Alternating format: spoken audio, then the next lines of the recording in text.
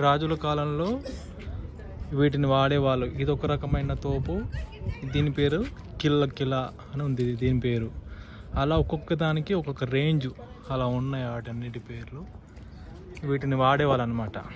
ఇది రాజస్థాన్లో జోధ్పూర్ డిస్టిక్ అని ఇక్కడ ఉంది. ఇది రాజులు ఇంకా ఇక్కడ ఈ దేశంలో వచ్చే అపాయాల నుంచి రాజుని కాపాడేవాళ్ళు అనమాట. వీళ్ళ రాజుని కాపాడుకోవడానికి ఇన్ని ఆయుధాలు అప్పుడు వాడేవాడు అనమాట. అప్పుడు ఈ ఖర్చు అంతా ఇక్కడ ఉన్న ప్రజలే భరించేవాళ్ళు.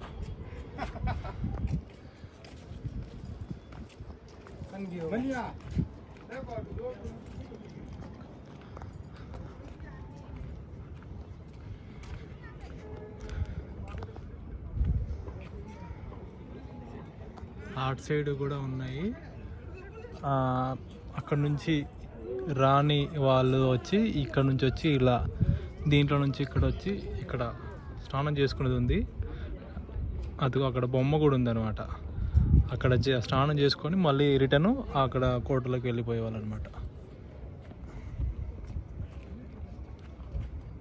దీన్ని రైల్వే ట్రాక్ మీద తెచ్చేవాళ్ళు అనమాట. ఇదిగో ఈ రైల్వే వీల్స్ ఎలా ఉన్నాయి అలా ఉన్నాయి. అదిగో అక్కడ కూడా ఉంది వీల్. ఇది కూడా ఈ చిన్నది. అందుకే ఆ విధంగా ఇవి ఉన్నాయి. వీటిని ఇక్కడ తీసుకెళ్ళినప్పుడు ఇలా తీసుకెళ్ళేటట్టుగా అవుతుంది.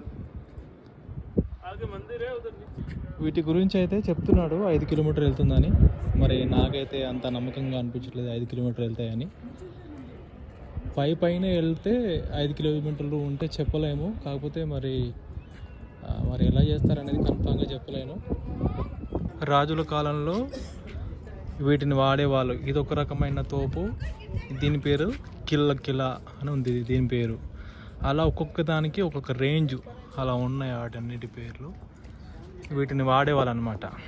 ఇది రాజస్థాన్లో జోధ్పూర్ డిస్టిక్ అని ఇక్కడ ఉంది. ఇది రాజులు ఇంకా ఇక్కడ ఈ దేశంలో వచ్చే అపాయాల నుంచి రాజుని కాపాడేవాళ్ళు అనమాట. వీళ్ళ రాజుని కాపాడుకోవడానికి ఇన్ని ఆయుధాలు అప్పుడు వాడేవాడు అనమాట. అప్పుడు ఈ ఖర్చు అంతా ఇక్కడ ఉన్న ప్రజలే భరించేవాళ్ళు.